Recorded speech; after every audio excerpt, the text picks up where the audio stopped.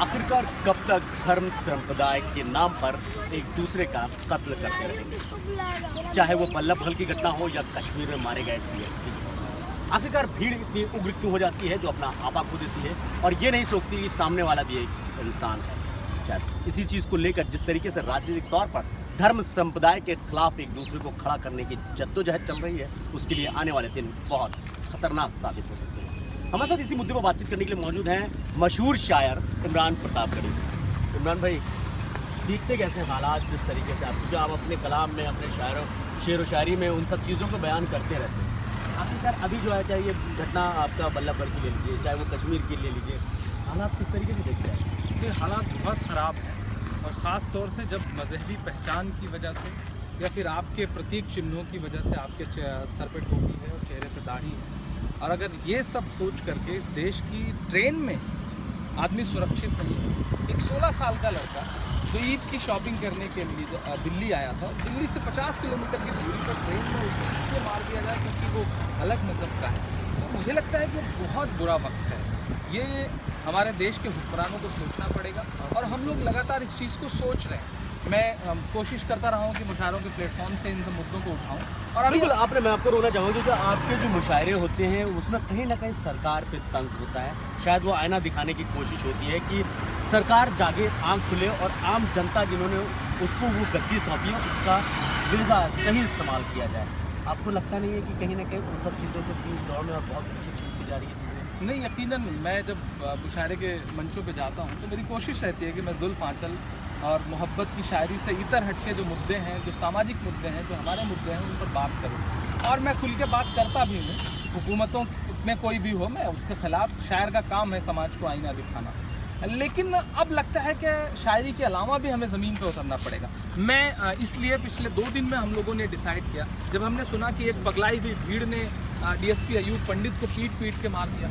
जब मैंने ये सुना कि बल्लभगढ़ में जो है ट्रेन में एक लड़के को, 16 साल के लड़के को पीटा गया, जब तक पीटा गया कि वो मर नहीं गया, उसका भाई लहूलुहान हॉस्पिटल में एडमिट है, ट्रामा सेंटर में, तो मुझे लगा कि मतलब मेरी आंखों में आंसू थे और मुझे लगा कि अब हम लोग को ज़मीन पर उतरना चाहिए।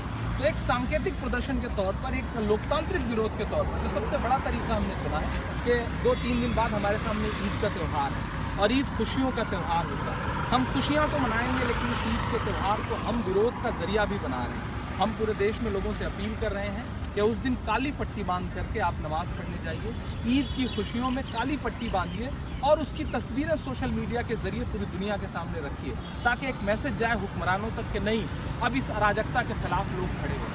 और ख़ास तौर से मेरी एक अपील देश के अमन पसंद लोगों से है, लोकतांत्रिक ढांचे में यकीन रखने वाले लोगों से है कि ये सिर्फ मेरा प्रदर्शन नहीं है, ये सिर्फ मेरे ज़रिए उठाया गया मुद्दा नहीं है। इसमें और मज़हब के लोग भी सामने आते हैं तो बहुत अच्छा होगा, क्योंकि भीड़ जब पगलाती है तो वो पहले जो उसका टारगेट है उसे मारती है, फिर उसे मारती है जो उसका निशाना नहीं है।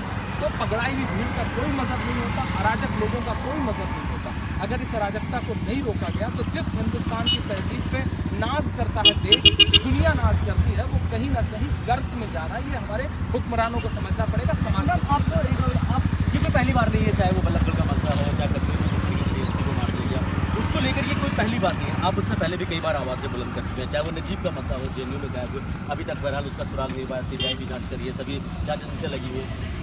क्या लगता है कि एक शायर की नज़र से देश में जिस तरीके का माहौल पैदा हो रहा है, वो चाहे राजनीतिक तौर पर, किसी भी तौर पर, मैं किसी एक चीज़ की बात नहीं करूँगा, किसी भी तौर पर आने वाले दिन कैसे देखते हैं? नहीं, बहुत मायूस हूँ इस बात से। मायूसी कुफ्र है, लेकिन मैं बहुत उदास हूँ इस बात को लेकर, दिल बहुत बेचैन रहता है। मोहसिन शेख से शुरू हुआ जो ये पुणे के मोहसिन शेख से शुरू हुआ जो ये मसला था, वो अखलाक से होता हुआ, पहलू खान से होता हुआ, झारखंड में गंगेश, नईम, गणेश से होता हुआ और डीएसपी अयूब पंडित से होता हुआ बल्लभगढ़ के जुनैद तक आ पहुँचा।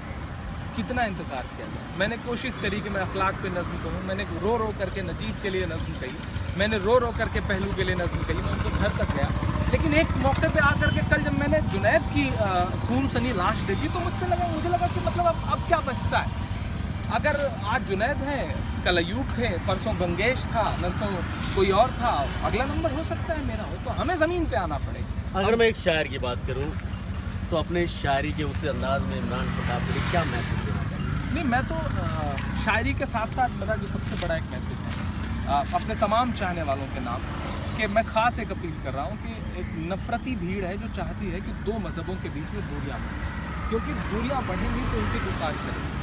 तो सबसे पहले तो कोशिश करिए कि उनकी ये जो उनका जो मंसूबा है वो नाकाम है। ईद सिर्फ मुसलमानों का त्यौहार नहीं, ईद सबका त्यौहार है। तो इस ईद पर एक कोशिश तो ये करिए कि विरोध तो करिए ही काली पट्टी बांध करके, लेकिन एक और खूबसूरत तरीका अपनाइए कि अपने पड़ोस में रहने वाले दूसरे मज़हब के इंसान को अपने घर बुलाइए, सेवइयाँ खिलाइए, उसे ईद में उससे गले मिलिए और उसे ये एहसास दिलाइए कि नहीं, हम बटे हुए नहीं। ये शायद सबसे बड़ा सबसे अच्छा तरीका होगा विरोध का।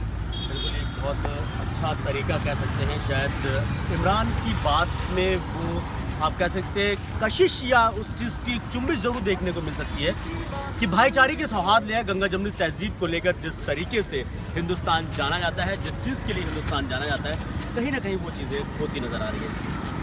अपने अंदाज में अगर इमरान प्रतापगढ़ी अपने अंदाज में पूछना कहें तो शायद थोड़ा सा अच्छा नहीं लगेगा, दर्शक भी हमारे सुनेंगे। इमरान प्रतापगढ़ी अपने अंदाज में अगर इस चीज़ को बयान करना चाहिए शायर के अपने शेर के जरिए तो कैसे? बिल्कुल, एक शेर तो मैं इस बीच खूब पढ़ रहा हूँ। मेरा एक शेर है कि आपकी नफरतों का जो मजमून है इसमें स्याही नहीं खून ही खून है। आपकी नफरतों का जो मजमून है इसमें स्याही नहीं खून ही खून है। भीड़ कब जाने किसको कहाँ मार दे, मुल्क में आज ठेंगे पे कानून है। ये तो स्थिति है, लेकिन मैं और तमाम लोगों से कहना चाहता हूँ, तमाम साहित्यिक लोगों से, तमाम सांस्कृतिक लोगों से, तमाम एक्टिविस्ट लोगों से, कि आखिर किस बात की दूरी है, किस बात की लड़ाई। मेरा एक शेर है कि चाक है जिगर फिर भी आए हैं रफू करके, जाएंगे हकीकत से तुमको रूबरू करके। प्यार की बड़ी इससे और मिसाल क्या होगी, हम नमाज पढ़ते हैं गंगा में वजू करके। मैं इलाहाबाद जैसे शहर से हूँ, मैं संगम के किनारे बैठ करके मैंने ज़िंदगी के खूबसूरत दिन बिताए। ये लड़ाइयाँ जो सियासतदानों ने लगाई हैं, इसका हासिल क्या? जुनैद मर गया, जिन्होंने मारा वो जेल जाएंगे, 2 परिवार बर्बाद। फ़ायदा किसका हुआ? सियासतदानों का। तो मुझे लगता है कि देश की आवाम को ये समझना पड़ेगा कि हम जो पगलाई हुई भीड़ बनते जा रहे हैं, इसका फ़ायदा किसको है और नुकसान किसको। तो तमाम चाहने वालों से, सारे लोगों से, देशवासियों से गुजारिश है कि खड़े होइए इस अराजक भीड़ के खिलाफ, वरना अगला नंबर आपका आएगा, इसमें कोई दो राय नहीं। बिल्कुल, कहीं ना कहीं अगला नंबर आपका हो सकता है, क्योंकि जिस तरीके से देश में माहौल पैदा किया जा रहा है या पैदा हो रहा है, सबसे बड़ा सवाल उन राजनीतिक लोगों पर हो रहा है, सबसे बड़ा सवाल उन राजनीतिक लोगों पे खड़ा हो रहा है कि आखिरकार देश को सत्ता के चाहने वाले आखिर किस हद तक गिराएंगे और किस लेवल पर लेकर जाएंगे। लेकिन सवाल यही नहीं ख़त्म होते, सवाल और भी हैं कि जिस तरीके से देश में माहौल पैदा किया जा रहा है या देश में जो माहौल बन रहा है, आखिरकार उसका जिम्मेदार कौन है। ये एक इमरान प्रतापगढ़ी की आवाज़ है कि ये उन सैकड़ों लोगों की आवाज़ है जिन्होंने शायद ये नहीं सोचा होगा कि घर से निकलेंगे क्या वापस लौट कर भी आ पाएंगे। कैमरा पर्सन आसिफ अलवी के साथ सैयद मुबशर, प्राइम न्यूज़, दिल्ली।